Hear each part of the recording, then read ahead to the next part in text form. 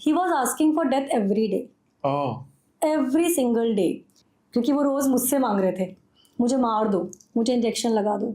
When I lost my father in 2020, so I was very much attached with him, क्योंकि mummy के बाद वही थे, and he was in a very painful situation, very painful. वो गिर गए और उसके बाद उनका ना पूरे बॉडी ने काम करना बंद कर दिया, and he was very healthy, अच्छे, और अचानक से हुआ ये सब कुछ, हमारे लिए भी शॉक था, and he was hospitalized for 2.5 months, and then घर पे भी पूरा हॉस्पिटल जैसा ही हमें बनाना पड़ा, and he was asking for death every day. Every single day. और जो हम जिससे सबसे ज़्यादा प्यार करते हैं तो भगवान हमें सिखाने की कोशिश करता है कि छोड़ना कैसे मोह, ठीक है. तो मैंने ही मांगना शुरू कर दिया कि अब उठा लो, क्योंकि वो रोज़ मुझसे मांग रहे थे, मुझे मार दो, मुझे इंजेक्शन लगा दो, मैं जीना नहीं चाहता, मैं किसी काम, मतलब उनका सिर्फ ये पार्ट काम कर रहा है, मैं समझ गया, है ना, बॉडी काम नहीं कर रही है, एंड धीरे धीरे डिटोरिएट होते चले जा रहे हैं. एक दिन परेशान होके लड़ ली मैं भगवान से कि मेरे हाथ में कुछ है नहीं, वो मुझसे कह रहे हैं कि मुझे इंजेक्शन लगवा दो, मेरे हाथ में कोई ऐसा साइंस नहीं कि मैं उनको इंजेक्शन लगा के, कहते बेटा मैं किसी काम का नहीं हूँ, मुझसे सिर्फ बातें करते थे उस टाइम पे, मैं अब किसी काम का नहीं हूँ, तो मुझे तुम बैल्कनी से नीचे फेंक दो, तो मुझे इंजेक्शन लगवा दो. तो एक दिन रात को मैं भगवान से लड़के सोई कि एक बेटी के लिए इससे ज़्यादा पेनफुल चीज़ कोई नहीं हो सकती जो मैं रोज़ सुन रही हूँ उनसे, कि मुझे मार दो, और मैं कुछ नहीं कर सकती, मैं उनके लिए मत प्रे कर सकती हूँ सिर्फ, है ना, कि उनको उठा ले, क्योंकि जितना उनको भोगना है वो उनको भोगना है. तो आप सिर्फ देख रहे हो, सिर्फ देख रहे हो. और मैं बहुत रोई उस दिन कि आज के बाद आपने कुछ नहीं किया ना, मतलब मेरे हाथ में कुछ था नहीं तब भी, धमकी दी मैंने सिर्फ, आज के बाद आपने कुछ नहीं किया ना तो कल तो मैं कुछ सोचूंगी. और मैं सो गई जाके, and that was his last day. Morning में जब हम लोग 3 o'clock उठ के, हमें जो अटेंडेंट था उसने उठाया हमें, ही इज नॉट देयर. निधि, एक पता है मैंने हार्ड फैक्ट जो रियलाइज किया है, जब आप इवॉल्व होते हो इन टर्म्स ऑफ अपनी ग्रोथ कर रहे हो, फॉरगेट अबाउट एनीथिंग एल्स, जब आप एक वो लेट्स से निर्वाणा की तरफ बढ़ रहे हो या अपने आप से कनेक्ट होते जा रहे हो, चीजें खुलती आती हैं, आपको दिखती हैं चीजें जैसे वो हैं, instead of the sugar coating या दुनिया ने जैसे उसको बनाया, आपको रियलिटी दिखना स्टार्ट होती है, एक्चुअल रियलिटी.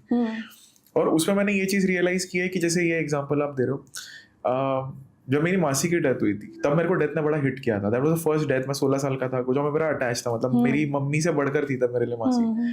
तो मैंने ये रियलाइज किया कि आप चाहे कुछ भी करो, आप किसी के कर्मा को कंट्रोल नहीं कर सकते, किसी और की लाइफ को कंट्रोल नहीं कर सकते, आप सिर्फ अपने आप में रह सकते हो. बिल्कुल. तो जब, और उनको उस चीज से गुजरना होगा क्योंकि वो उनका कर्मा है, उनका पाथ है. यही हमें शायद भगवान सिखाना चाहता है इन चीजों के माध्यम से. अच्छा, उसके बाद जब डेथ हुई ना फादर की, रात को जाके जब मैंने उनको देखा, पहली बार मैंने इतनी क्लोजली किसी की डेड बॉडी देखी थी, तो वो चमक चली जाती है जो हम कहते हैं ना, प्राण होती है, प्राण ऊर्जा जो कहते हैं, वो खत्म हो जाती है. तो मुझे समझ में नहीं आता मैं हंसू की रहूं, कि मैं खुश हो जाऊं मेरे पापा मुक्त हो गए, है ना, या मैं खुश हो जाऊं कि भगवान ने मेरी सुन ली, एंड इन्होंने मुझे एग्जाम्पल भी देके समझा दिया कि ही इज विद मी, है ना, या मैं दुखी हूं कि मेरे फादर चले गए. तो ये बहुत टाइम तक ना मेरे दिमाग में अटका रहा, एंड आई फेल्ट कि आई शुड लीव एवरीथिंग, अगर अंत यही है मैं क्यों कर रही हूँ ये सब.